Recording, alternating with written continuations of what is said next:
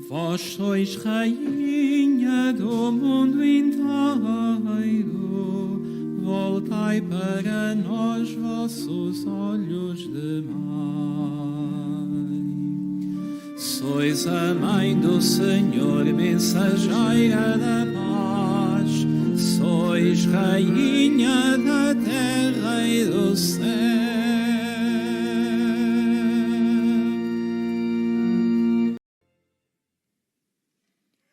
O Senhor esteja convosco. Ele está no meio de nós. Evangelho de Nosso Senhor Jesus Cristo, segundo São Mateus. Glória a vós, Senhor. Naquele tempo, disse Jesus aos seus apóstolos: Ide e proclamai que está próximo o reino dos céus. Curai os enfermos, ressuscitai os mortos, sarai os leprosos, expulsai os demónios. Recebestes de graça, dai de graça. Não adquirais ouro, prata ou cobre, para guardardes nas vossas bolsas, nem alforje para o caminho, nem duas túnicas, nem sandálias, nem cajado, porque o trabalhador merece o seu sustento. Quando entrardes em alguma cidade ou aldeia, procurai saber de alguém que seja digno e ficai em sua casa até partirdes daquele lugar. Ao entrardes na casa, saudai-a, e se for digna, desça a vossa paz sobre ela. Mas se não for digna, volte para vós a vossa paz. Palavra da salvação. Glória a vós, Senhor.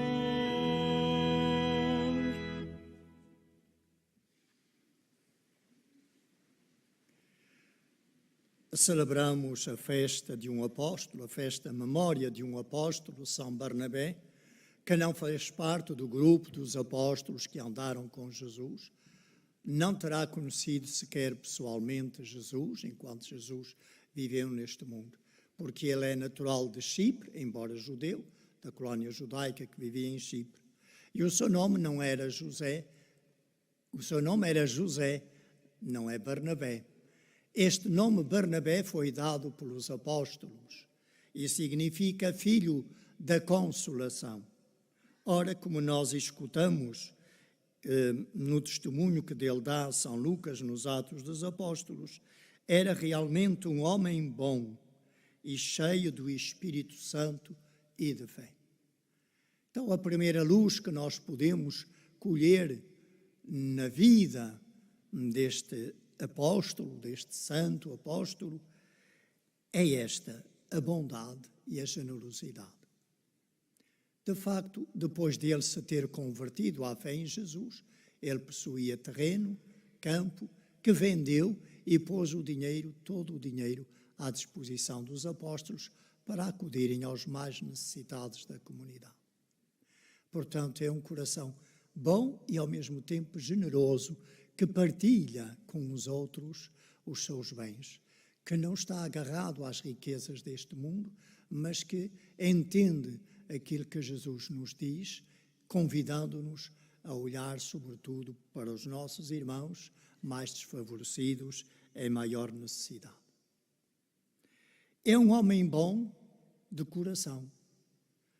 Nem todos nós somos naturalmente bons. Alguns são bondosos do seu próprio natural, mais pacientes, mais mansos, mais amáveis. Outros são um bocado mais irascíveis, mais intempestuosos, mais primários na reação. Mas a bondade não é apenas algo natural na pessoa, a bondade é também fruto da presença do Espírito Santo na pessoa.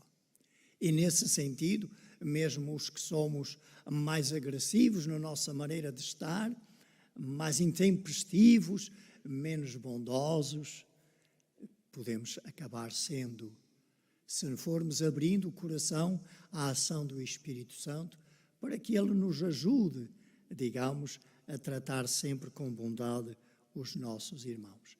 Barnabé é disso um testemunho, um belo exemplo, um coração bondoso e generoso. E este coração bondoso e generoso é um coração que é cheio do Espírito Santo e de fé. Reparem que a Igreja de Jerusalém o envia para Antioquia.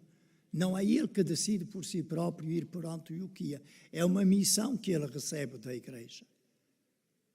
E ele, quando chega a Antioquia, viu o que a graça de Deus já tinha feito antes dele lá chegar. Ou seja, o coração de fé e cheio do Espírito Santo, que ao mesmo tempo percebe que a ação da salvação, que a realização da missão não se deve tanto à sabedoria do evangelizador, mas à ação de Deus.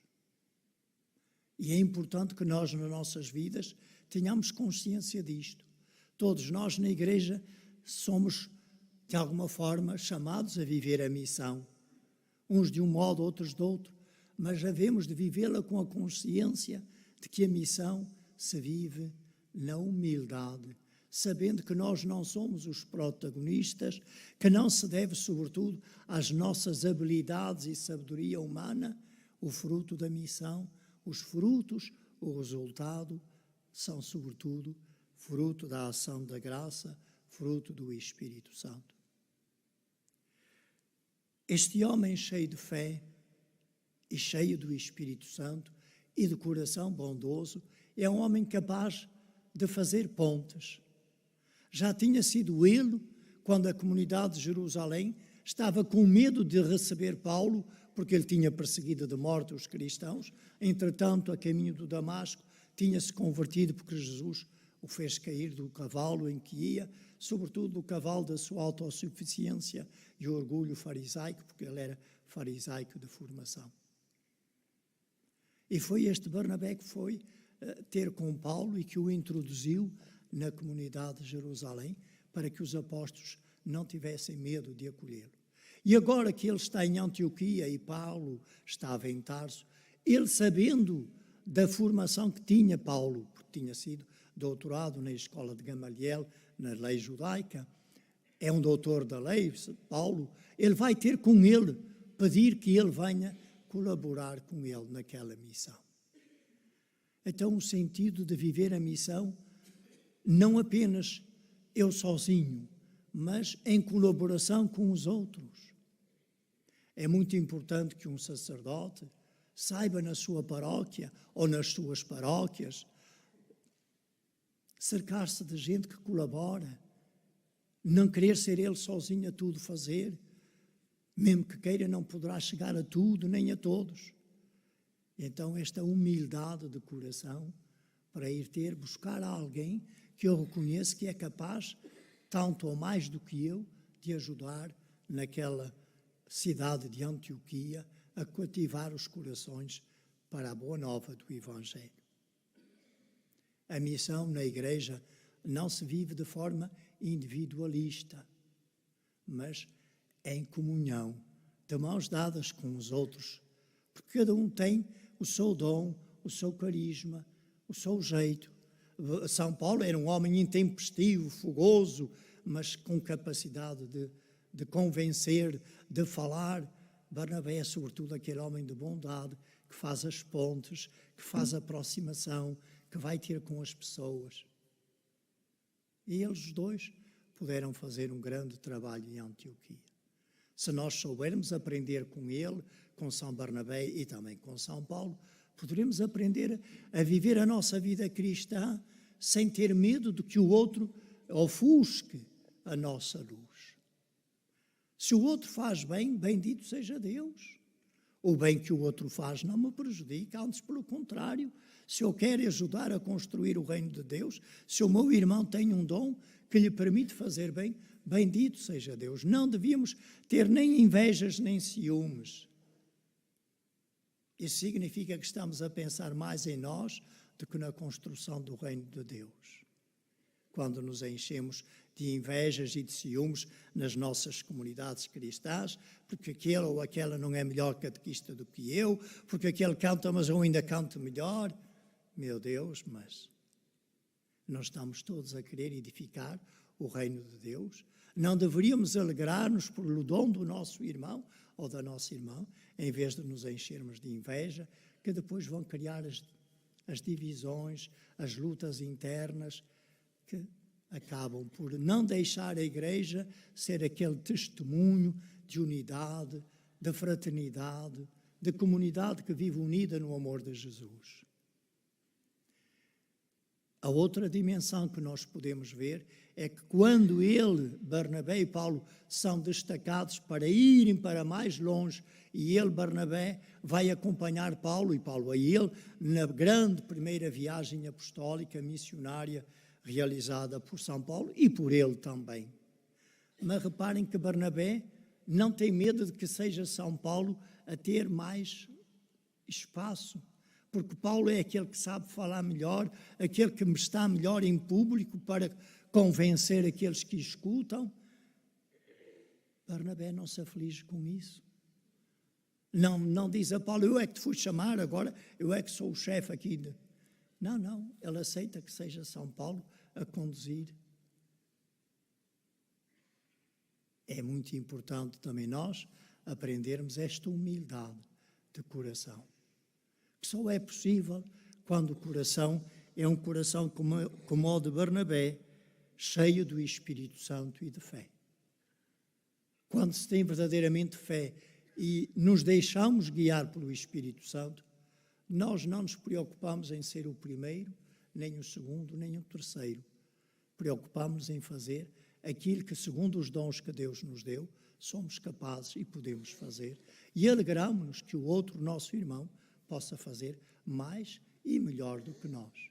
Porque, no fim, todos ganhamos, todos colaboramos na construção do reino de Deus. Meus irmãos e minhas irmãs, saibamos olhar para este grande apóstolo que foi São Barnabé e aprendamos com ele a viver a nossa vida de fé e a missão que Deus confia a cada um de nós na sua Igreja.